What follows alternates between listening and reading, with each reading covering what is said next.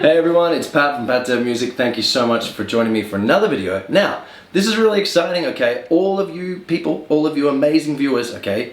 This video is from your comments. So, comments like these. Have a read. Thank you very much if you took the time to comment, because I promise that for every comment, it's probably 10, 20, 100 other people that were thinking the same thing, but weren't quite brave enough to write the comments. So thank you all that are on the screen right now for being brave and for writing a comment. Always helps me, helps the videos, and helps other people. Everyone wins, right? So what we're talking about is the pinky. How are we gonna practice with that pinky? How do we strengthen it? How do we make sure it's not behind the neck, okay? We wanna use that pinky, so I've got 3 fantastic different ideas that I promise will work for you. Maybe you'll like 1 or 2 or 3 of them. Maybe you'll wanna do a mixture, maybe 1 the first week, 2 the second week. Whatever you want, it's great to have more weapons in your arsenal, or more tools in your toolkit, more colors in your paint box. I don't know, analogies, hey? So, diving right on in, there's times. Here are the 3 different examples. Let's get started. Number 1 is using your pinky in chords, okay? Now this is really fun. So what you're doing is you're taking something that you already know, or maybe something you're already working on, and you're just adding in the pinky. This might work for some of you that really like this idea of, you want to, kill 2 birds with 1 stone, or something like that. You're already practicing something, add in the pinky rather than making it a full-on exercise by itself. So what I'm saying is, play a chord, any chord at all. Let's say we've got a nice, beautiful C major chord. Lovely. All right, well, your pinky's just hanging around. Try and put it on the 3rd fret of the thin E string. Ooh, that's nice.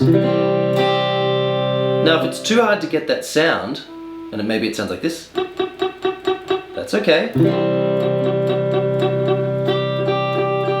Just keep practicing until you can push it down. Then you can practice things by playing the chord with your pinky on and your pinky off. Maybe even strumming. So the idea with this tip or this step is add your pinky to every chord that you know. Instead of playing a G chord like this, move your 3rd finger up a string and put your pinky again on the 3rd fret of the high E or the thin E. Change between the 2.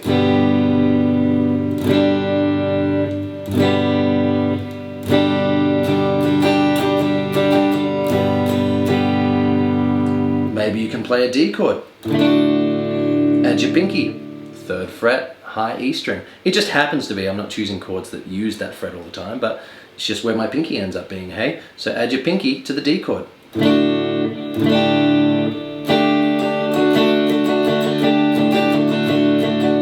Very much like that Beatles song, hey? Just add your pinky into different chords.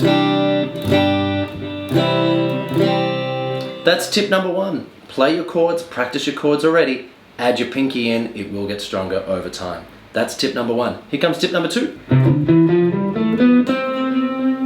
You probably already guessed it. Tip number 2 is playing a scale. A scale is a group of notes.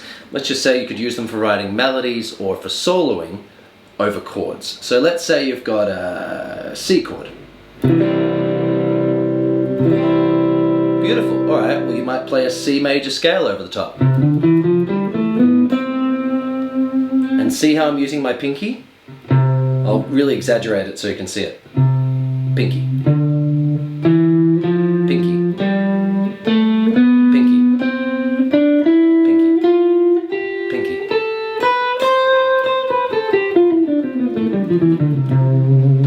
So the idea is that you're practicing a scale, you're getting better at your theory, but you're also using that pinky. Just an idea. That's tip number 2, okay? So I'll quickly show you the scale, and what's awesome about this scale shape is that you can play it over every single chord that there is. You just move it. So 2nd finger all the way up on the 8th fret of the thickest E string, then use your pinky on the 10th fret. Beautiful. beautiful, okay? Once you can get those two notes nice and clean, C and D, jump down and use your first finger on the 7th fret, that's your E. F is right next to it, 8th fret. Pinky is on the 10th fret. Drop down a string, so you've got so far C, D, E, F, G. Drop down a string, first finger 7th fret, that's your A. 3rd finger on the 9th fret, that's your B. And pinky right there, that's your C. So we played 3 different strings, and we've used our pinky 3 times.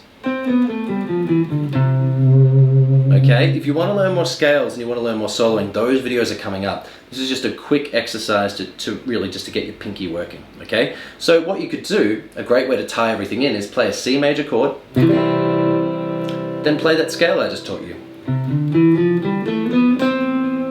Now it's a C major scale because it's starting on the 8th fret, that's a C. If you were to do the same scale, just a fret backwards, that's B. Now you've got a B scale, B major. So you could practice over your B chord. If you've got an A chord, do an A major scale. All I'm doing is just moving the first note where my scale starts.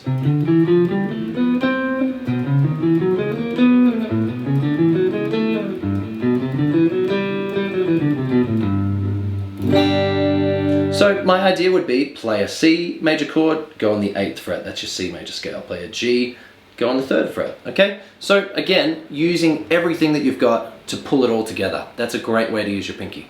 That's tip number 2. Okay, the next tip is quite hard. I'm gonna give you 2 different techniques in this final tip, tip number 3. We're talking about string sliding and string bending. Both a little bit tricky, okay? So let's say you've got a backing track. You just type into YouTube guitar backing track and something will come up, right? Now let's say you're practicing your soloing and you've found a note that you really, really like. Let's say you've got like an E major chord in the background and you've found an E note and it just sounds so good over that E major.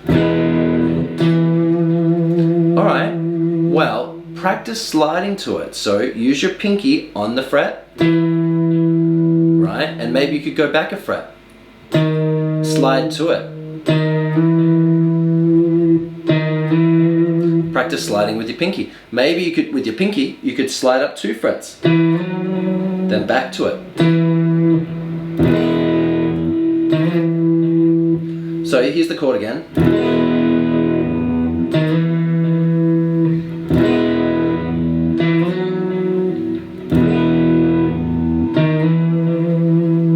So the idea is that you incorporate soloing and using your pinky. Try and really isolate it and just use your pinky. It'll get tired, it'll get sore, but at least you know it's kind of like at your gym, like you're really working at that particular muscle.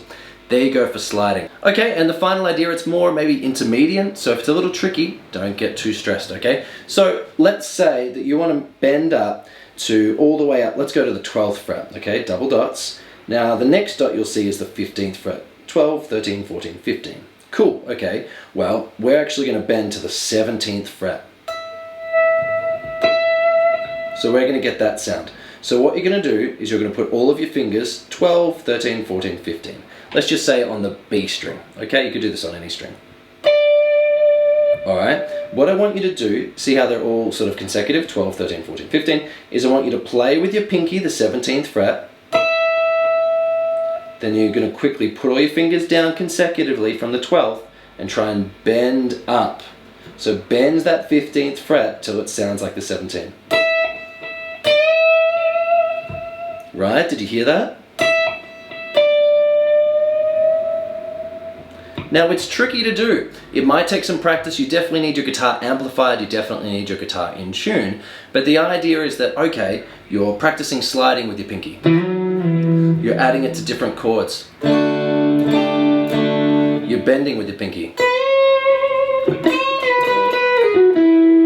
So the idea is that you're using all of those different techniques to train your pinky, and it's not just, oh, I've got to play this particular chord, it uses a pinky, I'm no good at using my pinky. Think of different creative and fun ways to use your pinky. Start practicing it or incorporating it in your practices every time, and you will get better. Thank you so much for all your comments. Sorry this is a bit of a longer video. I just really wanted to make sure I was helping everyone. I'll see you all again for another video very, very soon. If you want to learn something, comment it below. See you soon.